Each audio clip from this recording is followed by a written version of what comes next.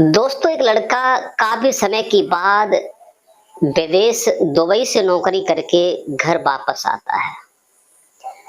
वापस आने के बाद वो दिल्ली एयरपोर्ट पर उतरता है। उतरने के बाद अपने गांव जाने के लिए ट्रेन पकड़ता है।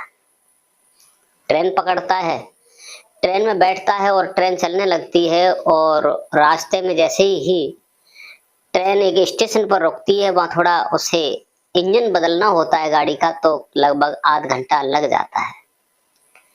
तब तक उसने सोचा कुछ नाश्ता पानी कर लेते हैं और कुछ खा लेते हैं। तो ट्रेन में चाय बेचने वाले, समोसा बेचने वाले, नमकीन बेचने वाले, भेल पूरी बेचने वाले जगह जगह अपने अपने डब्बे में घुस जाते हैं। वैसे जहां वो बैठा हुआ था, उसका मन हुआ कि थोड़ा चाय पी लेते हैं, बाहर टहलते हैं। तो जैसे ही उतरने का मन करता है, तब तक एक महिला उसी के किनारे ट्रेन के शीशा के पास आ जाती है और आवाज लगाती है, चाय पियोगे सर? चाय चाय की आवाज जब लगाती है, तो लड़का जैसे उसे मुड़ के देखता है, तो एकदम ऊपर से नीचे उसे देखता ही रह जाता है।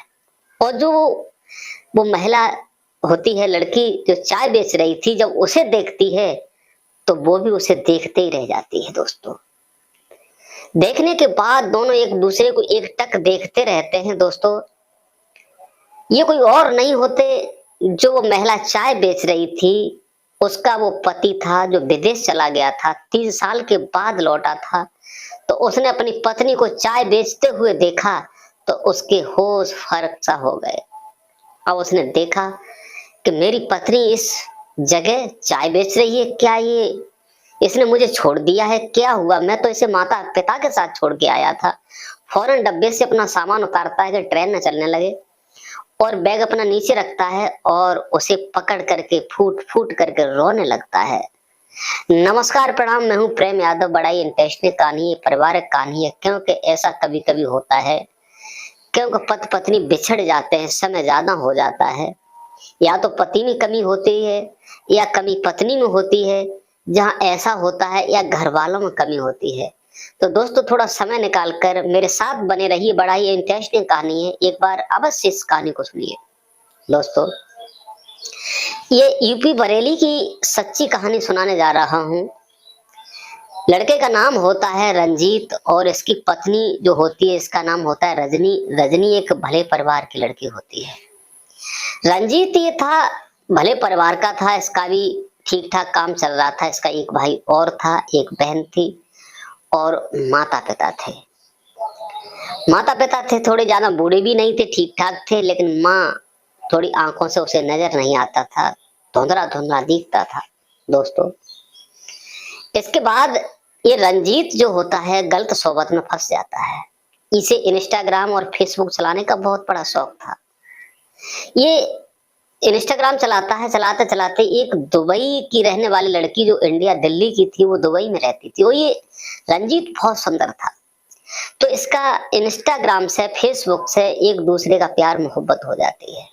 दोस्तों, लड़की इतनी चस्कोर थी कि इसके घर में जो पैसा था, रंजीत धीरे धीरे वो पैसा सब लड़की के खाते में डालता रहता था। इसकी पत्नी जो रजनी थी, अपने पति को समझाती थी कि आप पैसा ले जाते हो, क्या करते हो, इसका क्या नहीं करते हो, लेकिन पत्नी की बात पर ये बंदा गौर नहीं करता था।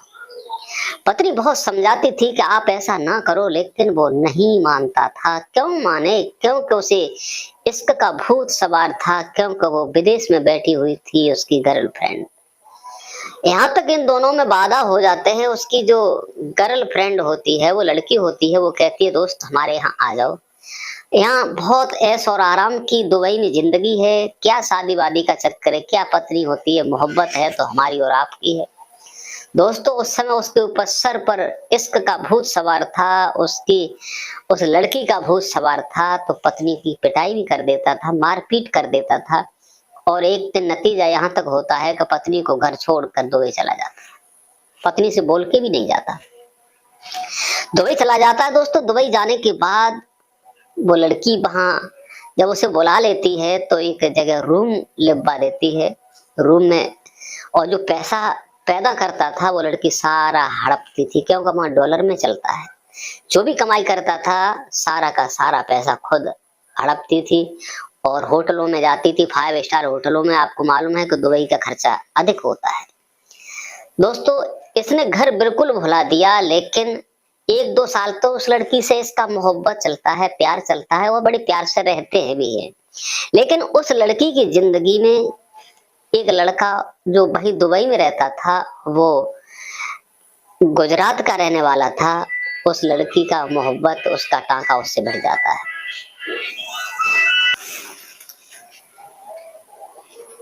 दोस्तों उस लड़की की जिंदगी में कोई दूसरा आ जाता है, लेकिन वो लड़की उसे छोड़ देती है। छोड़ने के बाद इसकी जिंदगी इतनी बदतर होने लगी कि ना ही तो अब इसे कोई नौकरी मिलती है, ना ही कोई सैलरी मिलती है, बहुत परेशान रहता है।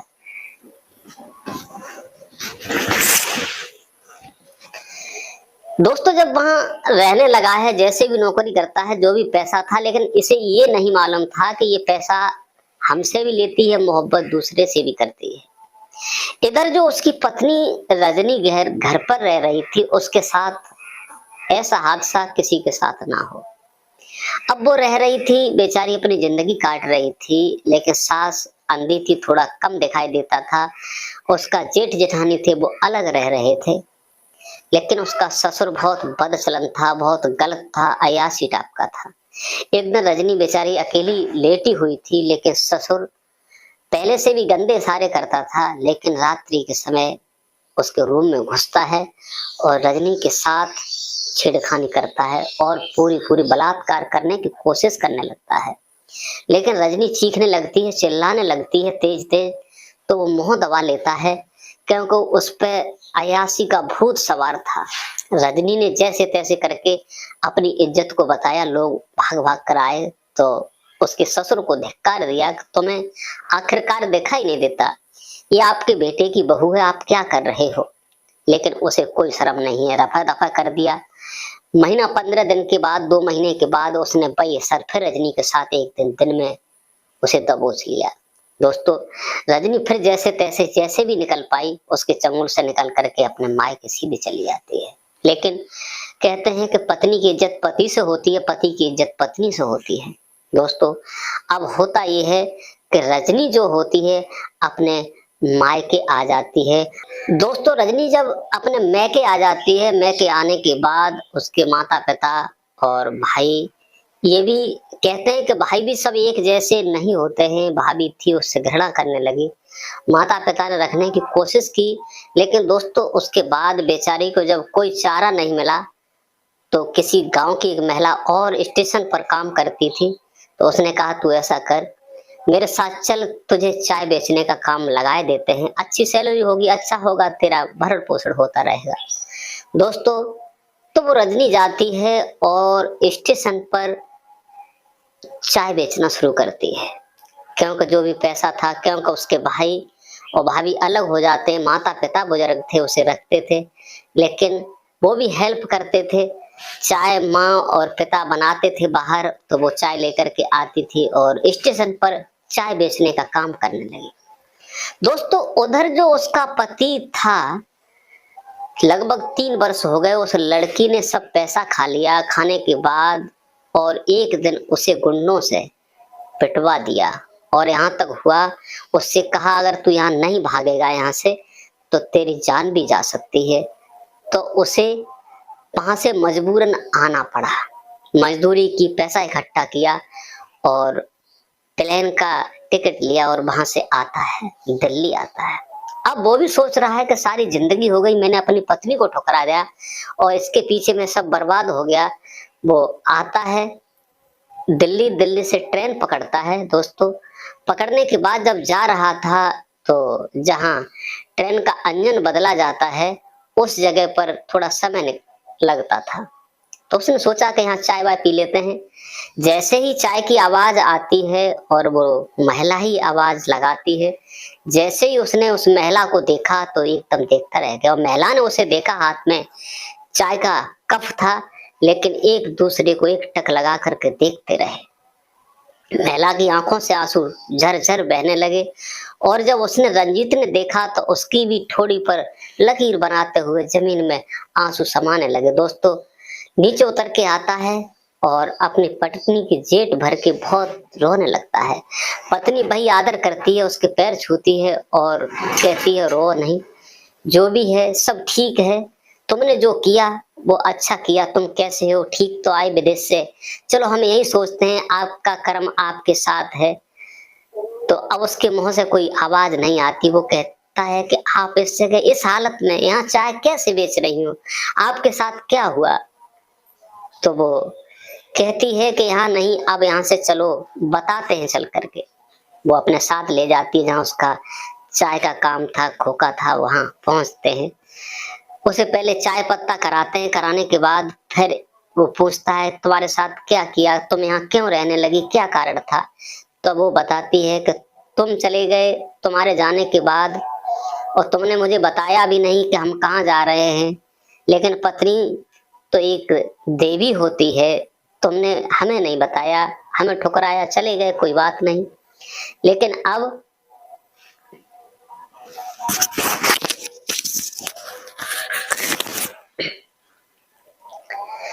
तुम्हारे पिता ने हमारे साथ जो किया, एक दिन उन्होंने रात में हमें दबोचा, एक दिन में दबोचा, क्योंकि तुम्हारी माँ को दिखाई नहीं देता, मेरी इज्जत से खिलवाड़ की। लेकिन मैंने अपनी इज्जत बचा करके अपने माँ पिता के घर आ गई हूँ और चाय बेचकर अपना भरण पोषण कर रही हूँ, क्योंकि तुम भी एक तरीका के उस समय गलत थे। लेकिन अब मैं क्या कर सकती हूँ, 3 साल से तुम कहाँ गए हमें नहीं मालूम, क्या करके लाए। तो उसके पास एक दमड़ी भी नहीं थी, क्योंकि सब बर्बादी करके आया था। अब वो खुद रोने लगता है, उसकी पत्नी भी उसे धैर्य बनाती है, ठीक है मैं चाय बेचती हूँ, चाय बेच करके तुम्हें पालूंगी और तुम आराम से ऐसे ही यहाँ काम करो, कोई दिक्कत नहीं है। लेकिन उसके दिमाग में वही होश आ जाता है, क्योंकि उस लड़की ने सब कुछ खाने के बाद गुंडों से पिटवाया। उसे उसी समय सचेत हो गया कि कोई किसी का नहीं है। अपनी पत्नी के हाथ जोड़ता है और कहता है कि आज से ऐसी भूल कभी नहीं होगी, आप चाय नहीं बेचेंगी, चाय हम बेचेंगे, आप केवल आराम से पत्नी के तौर से हम रूम लेंगे, वहां पर रहो। तो एक किराए का कमरा लेता है, उसमें अपने सास ससुर और अपने पत्नी को, खुद स्टेशन पर उसका धंधा अच्छा खासा चलने लगा। और वो एक दिन अपने घर जाता है तो क्या देखता है कि घर सब चौपट पड़ा हुआ था, माता पिता भी गुजर चुके थे, लेकिन जमीन जायदाद थी, शेयर बराबर हुआ दोनों भाई का। और वो अपनी जिंदगी बड़े सुकून से बिताने लगे पति पत्नी, और वहीं पर रहने लगते हैं, मकान बहुत बड़ा बना लेते हैं। दोस्तों, हमारी कहानी कैसी लगी कमेंट करके अवश्य बताइए। क्या पति पत्नी ऐसे ही होना चाहिए? इस कहानी को सुनाकर किसी को परेशान करना नहीं, किसी का दिल दुखाना नहीं, केवल आप लोगों को जागरूक और सचेत करने का मेरा उद्देश्य है, ताकि आजकल बेटा बेटियां बिगड़ रहे हैं, परिवार बिगड़ने ना पाए। आज के लिए बस